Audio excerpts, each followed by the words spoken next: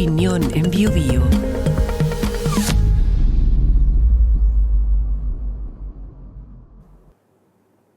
La revolución bolchevique de 1917 es una fuente fecunda de estudios históricos y literarios, de biografías e ideas que muestran la posibilidad de revisar una y otra vez uno de los acontecimientos más importantes del siglo XX, con todas sus múltiples y contradictorias manifestaciones. Parte de esa riqueza es lo que muestran las cartas desde la revolución bolchevique, escritas por el francés Jacques Sadoul, publicada por Turner en el 2016 y que cuenta con 500 páginas. Se trata de documentos de primera mano de un testigo directo de los acontecimientos que condujeron al cambio de régimen en Rusia. Sadoul fue destinado a Petrogrado en medio de la Primera Guerra Mundial para servir en la Embajada de Francia. Desde ahí envió una serie de largas y valiosas cartas, especialmente dirigida a Albert Thomas, ministro de Armamentos del gobierno francés. Los informes, que originalmente se enviarían cada 2 semanas, felizmente modificaron su frecuencia, hasta convertirse en ocasiones en cartas que se despacharon durante algún tiempo, incluso de manera diaria. Y junto con ser una información relevante para las autoridades de Francia, quedaron a la larga como un extraordinario documento histórico de aquellos días en que la historia se aceleró y tomó un rumbo inesperado. El interés de Thomas decía relación con la política internacional, las eventuales negociaciones de paz tras 3 años de guerra, pero en la práctica las cartas también precisan aspectos internos de las revoluciones que terminaron primero con la caída del zar Nicolás II y su reemplazo por un régimen democrático burgués, y luego la caída de este, que lideraba Kerensky, que dio paso a la revolución bolchevique que se extendería por casi 7 décadas bajo un régimen comunista. Lo que narra Sadoul son los primeros meses de los comunistas en el poder, ciertamente en condiciones de indefinición institucional y con peligros internos y externos. Sadoul era socialista y en diversas ocasiones especificó que no era bolchevique, aunque muchas veces ocupaba esa advertencia para avanzar rápidamente con alabanzas hacia la revolución o sus líderes principales, entre los que destacaba con frecuencia a Lenin y a Trotsky. Lo interesante es que no se trataba de referencias de segunda mano, sino que eran en base al conocimiento personal que tuvo sobre ambas figuras, con quienes conversó en numerosas oportunidades, generando relaciones de confianza de gran valor informativo. Admiró a los dos, a quienes calificaba como el alma de la revolución. Reconocía en ellos a hombres de acción extraordinarios, hombres excepcionales, de quienes estaba convencido que los mueven en su acción presente los sentimientos más elevados. Sadoul consideraba que Trotsky era de una inteligencia excepcionalmente viva y flexible, mientras Lenin no tenía el poder como un objetivo en sí, sino como el único medio para conseguir que triunfe la idea. En otra parte, los refiere como 2 hombres excepcionalmente notables, pero sin contacto suficiente con el pueblo.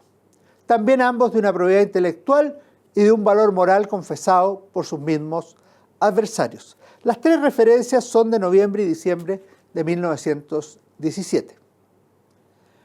A juicio del francés, los bolcheviques habían tenido la capacidad especial de captar muy bien el momento histórico que vivían y transformar la lucha contra la guerra de la Revolución de Febrero por una lucha por la paz, que era un anhelo bastante generalizado en el pueblo ruso, agotado con un conflicto que no compartía.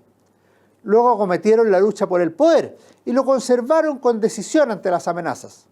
Los primeros días, Lenin y Trotsky gobernaron desde el edificio Smolny en Petrogrado, y hasta ahí llegó Sadoul para reunirse con ambos líderes, conversar sobre los avances del nuevo régimen y sobre la situación de la guerra internacional. Hay algunos contactos humanos y descripciones notables que reflejan la confusión ambiental y la percepción sobre algunas figuras. En medio de la batahola de octubre, se encontró con un soldado puesto por un comité en una de las barricadas de la ciudad, pero que no podía precisar si está atacando o defendiendo al gobierno provisional.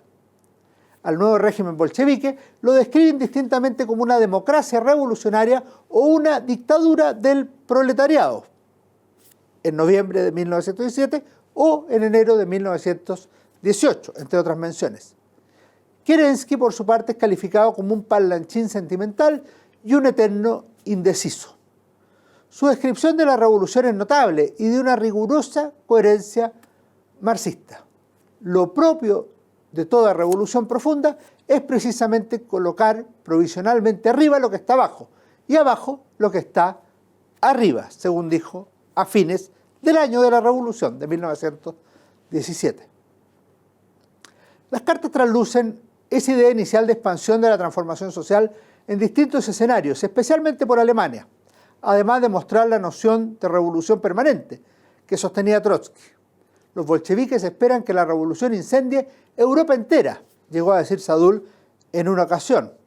El paso del tiempo mostraría la necesidad de consolidar el proceso interno más que aventurar otras revoluciones. Si bien Sadul en ocasiones critica el despotismo bolchevique y destaca la ausencia de estructura y capacidad técnica para ejercer el gobierno de parte de los comunistas, en la práctica manifiesta una admiración decidida hacia la revolución bolchevique y hacia sus líderes. Con candidez, torpeza o genuina convicción se refiere a la superación de la esclavitud del asalariado y su reemplazo por un gobierno efectivamente popular. Destaca la superioridad de las asambleas soviéticas sobre las democracias parlamentarias europeas. Define la dictadura de los soviets como una dictadura en beneficio de los trabajadores. Como consecuencia, el obrero es amo de la fábrica, como el campesino es amo de las tierras. Los trabajadores son amos de los bancos y el pueblo ruso amo soberano de estos destinos. Al cerrar la obra, llega a proclamar «¡Viva la República de los Soviets!» y se manifestó convencido de que Lenin y Trotsky habían visto claro que los socialistas franceses, siendo más realistas, y podían considerarse los auténticos aplicadores del marxismo. Sin perjuicio de estas condescendencias o admiraciones acríticas, que el tiempo mostraría con más contradicciones y dramatismo que el previsto por Sadul, lo cierto es que se trata de un conjunto de cartas valiosas y que logran representar el espíritu de una época y el sentimiento y pensamiento propios de una revolución social de gran magnitud y que generó ilusión en un sector de la humanidad. En la parte final, la obra contiene una reflexión de indudable connotación ideológica marxista, que vale la pena registrar. Los anales de la historia no presentan, en efecto, una acción revolucionaria tan profunda, tan rápida, tan claramente popular. Confiar a los obreros y los campesinos todo el poder político, aniquilar el antiguo Estado, es decir, el instrumento por excelencia de la opresión de los trabajadores, romper la máquina burocrática militar, organizar el proletariado como clase dominante, entregar a la colectividad la propiedad de todos los medios de producción, tal es la tarea que han asumido los bolcheviques, decía Sadul el 25 de julio de 1918. Sin duda, el francés estaba convencido y procuraba ser convincente, pero sus palabras deben contrastarse con la realidad histórica y otras fuentes igualmente valiosas, donde la ideología choca con la realidad y los anhelos y el voluntarismo se estrellan con los porfiados hechos.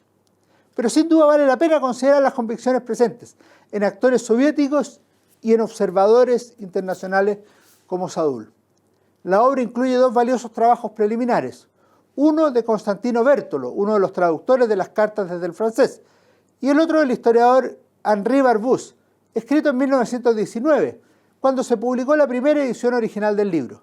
Sin duda ambos son un aporte valioso para introducir las cartas desde la revolución bolchevique, que se pueden leer con provecho por su claridad y largas explicaciones, aunque también sería bueno contar en paralelo con una obra general del proceso, de la toma del poder y del primer año del régimen comunista, que permitan mirar con mayor claridad esta obra de Sadul.